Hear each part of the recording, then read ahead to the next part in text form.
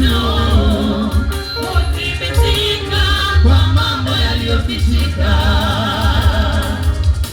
Nguvu ya hekima huthibitika katika mambo magumu, katika mambo magumu huonekana. Hekima itokayo kwa Mungu, itokayo juu, huthibitika kwa mambo yaliyofichika.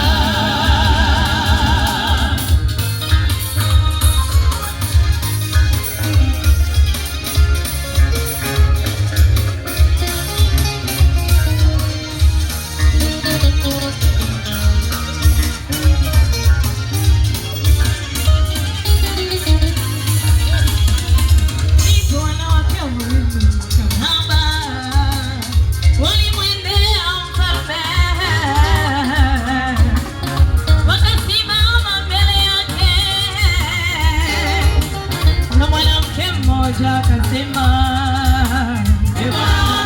mimi na mwanamke huyu tunakaa nyumba moja, nyumba moja. Nami nalizaa nilipokuwa pamoja naye nyumbani. Ndipo wanawake wawili makahaba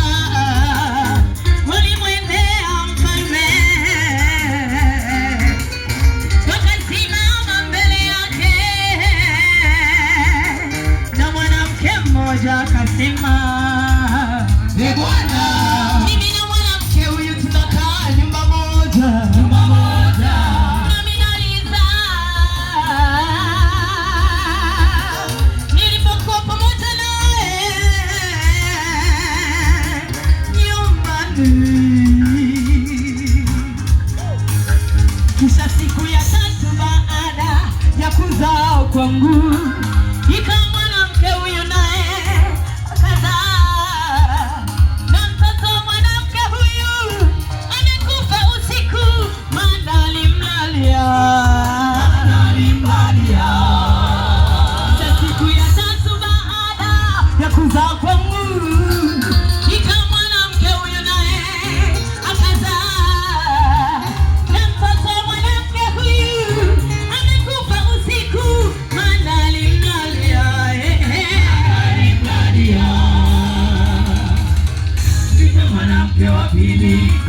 akasema sio mfalme, bali mtoto wangu ndiye aliye hai. Ukweli mwanamke wa pili, mwanae ndiye aliyekufa. Ilihitajika hekima kuamua. Ndipo mwanamke wa pili akasema sivyo mfalme, bali mtoto wangu ndiye aliye hai. Ukweli mwanamke wa pili, mwanae ndiye aliyekufa. Ilihitajika hekima kuamua.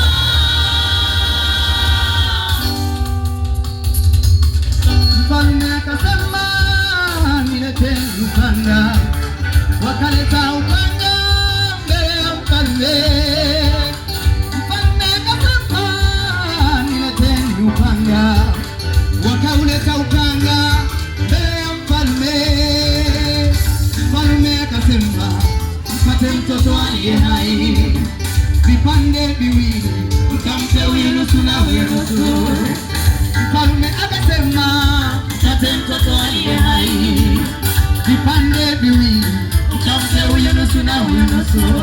Ndipo mwanamke yule ambaye mtoto aliye hai ni wake akamwambia mfalme, maana moyoni alimwonea huruma, e bwana wangu, mpe huyo mtoto aliye hai, wala usimuue kamwe.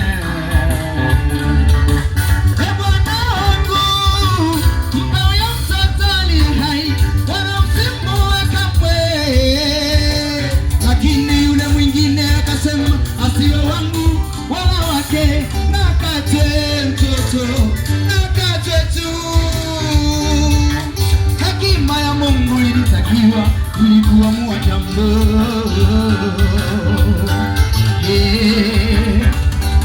Ndipo mwanamke yule ambaye mtoto aliye hai wake akamwambia mfalme,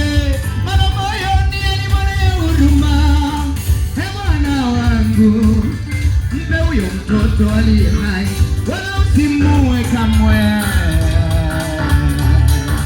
E Bwana wangu, mpe huyo mtoto aliye hai, wala usimue kamwe.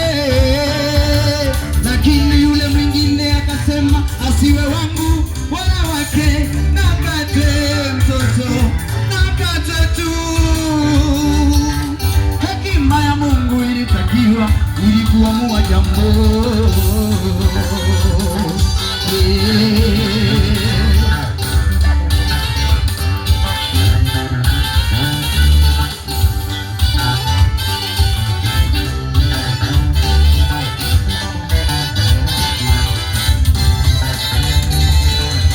Hekima ya Mungu iliyokuwa ndani ya Sulemani, aliamuru mtoto apewe mama yule wa kwanza. Kwa hekima ya Mungu iliyokuwa ndani ya Sulemani, aliamuru mtoto apewe mama yule wa kwanza. Maisha yetu ya kiroho tunatakiwa kuomba, ufunuo na mwangaza ili tuyatambue yale yaliyo sirini, yale yaliyo na ukakati. Omba hekima, omba hekima ya Mungu, omba hekima uweze kuamua vyema. Omba hekima, omba hekima ya Mungu, omba hekima uweze kuamua. Maisha yetu ya kiroho tunatakiwa kuomba, ufunuo na mwangaza ili tuyatambue yale yaliyo sirini,